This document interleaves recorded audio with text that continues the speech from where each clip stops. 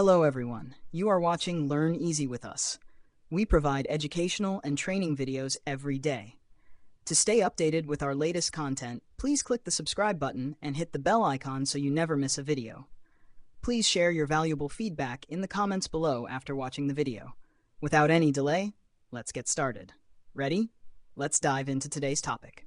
Question. Have you ever sat in your bath and Here's a question. Have you ever sat in your bath and wondered, why is it that no matter how forgetful I am, my bath never overflows like this? This is something I was thinking about the other day, and I realized that it's not because I'm particularly diligent. I forget stuff all the time. I mean, pizza, anyone?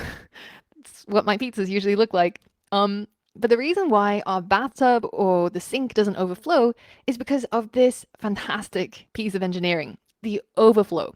So this means that whenever the water reaches beyond a certain level, about here, the water starts overflowing so that the bathtub doesn't overflow and annoy your neighbors downstairs. In fact, we could represent this mechanism with a conditional statement. When the water level is, say, greater than 80 centimeters, then it should drain the water. But if the water level is not greater than 80 centimeters, it should continue filling up the tub. This type of conditional statement is known as an if-else statement. Depending on a particular condition, we would do either A or B. And when we want to write Python code to represent this, it looks something like this. There's the keyword if, and then the condition that we're testing for, and then a colon. And after the colon, we've got an indented block of code, which should be executed if this condition is met, if it's true. But if it's not true, then we will skip to the else block, and it's just the else keyword with a colon, and then this code block would execute if the condition is false.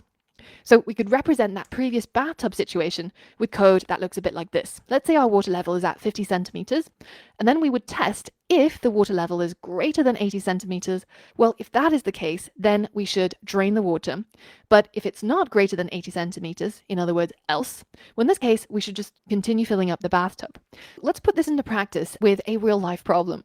Now, let's say that you've gotten a job at a theme park, and your first job of the day is to write some code that replaces the ticket box. Now, there's a couple of things that you'll need to think about. Firstly, in order for somebody to actually purchase a ticket to go on the roller coaster ride, they will need to be over 120 centimeters. So we have to check what their height is, because if they're too short, then we won't be able to sell them a ticket anyways. In the course resources, I've included a link to this flowchart that I've created on draw.io. This is a really useful tool for creating any sort of flowcharts or diagrams, and it's really easy to use. Now, if we take a look at this flowchart, this is basically the logic that we have to program using our if and else statements. If the person who's trying to purchase a ticket is not over 120 centimeters, then they can't ride on the roller coaster. But if their height is greater than 120 centimeters, then they can ride. So let's try it out. All that I've got here is a print statement that says welcome to the roller coaster, as well as an input asking the user for their height in centimeters, and then converting this string into a whole number, an integer. And then I'm storing it inside this variable called height. Now we're going to check whether if the height that the user has typed in is greater than 120. So we use the keyword if, and then we check if the height is greater than 120, and then we add the colon. And now when I hit enter, you'll notice that the code editor has automatically indented me slightly over. I'm not over here, because in Python, the spacing and indentation is really important. It tells the computer that the code that I'm about to write is what should be executed when this condition is met.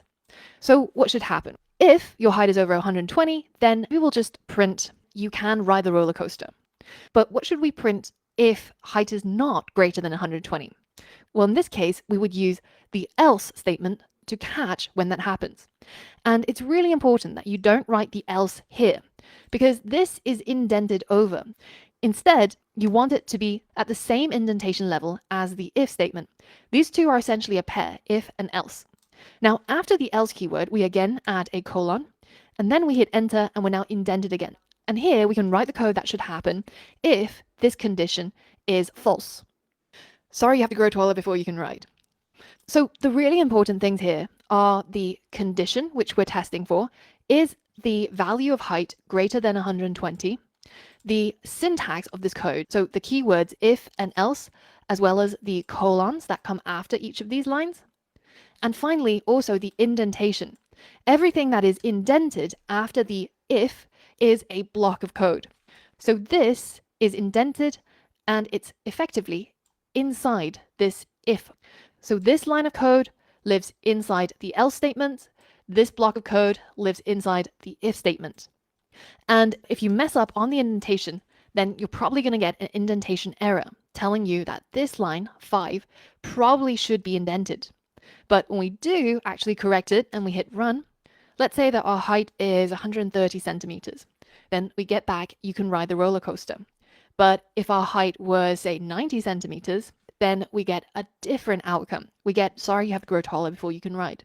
So by using if and else statements, we're able to get our code to do different things, either printing this line or printing this line, depending on a condition that we're testing for. Now, when we use this greater than sign, effectively what we're saying is that is the height greater than 120, which means that it does not include 120. In fact, if I run this code and if I type in my height as 120, then it actually goes into the else block and prints this. So if we wanted to include 120 centimeters so that all the people who are exactly 120 centimeters can ride the roller coaster, then instead of just using a greater than symbol, we have to write greater than or equals. So these two symbols have to be next to each other. And now when I run my code and I write 120, you'll see that it's now falling into this block of code and it's telling me that I can ride the roller coaster. Now, these are called comparison operators, and we've already seen greater than, so lesser than is pretty self-explanatory, but we've also seen greater than or equal to and lesser than or equal to.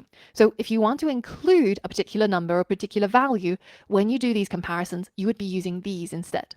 Now, in this table, there's also the equal to and not equal to. For example, if you wanted to check if somebody's height is equal to precisely 120, then you would use two equal signs. And very often it gets a little bit confusing, especially if you're new to programming, when you're typing equal signs, because sometimes we're typing 1 and other times we're typing 2. It's important to remember that when you have one equal sign, it means that you're assigning this value to this variable. But when you have two equal signs, you're checking to see if the value on the left is equal to the value on the right, and they're completely different. Now, the good thing is that when you get it wrong, usually you'll get enough clues in the error to actually hint to you, hey, maybe there's something that's wrong here, right? Because the syntax doesn't look right. For this to be a condition, it has to be something that evaluates to true or to false, and height equals 120 does not evaluate to either. So by changing it to this, we're saying if height is equal to 120, then we'll execute this line of code or any other lines which are in the same block of code. But if the height is not equal to 120, then we're going to execute this block of code. So if I write 120, then that works. But if I write 121, then it does not work. Similarly, you can also check for not equals to, which just flips it around. But in our case, it makes sense to say if the height is greater than or equals to 120, then you can ride the roller coaster. But otherwise, you cannot ride the roller coaster. By using if and else statements, we can get our computer to do different things and respond differently depending on different conditions. So in the next lesson, I've got a coding exercise for you. I'll see you there. Thanks for watching the video till the end. Please leave your thoughts below so we can discuss more about the topic. If you'd like to suggest a video that could help the community, feel free to message me on X or Instagram. We also share short videos on Instagram, so make sure to follow us there. Feel free to reach out. We'd love to hear from you, and might even create a video based on your suggestion.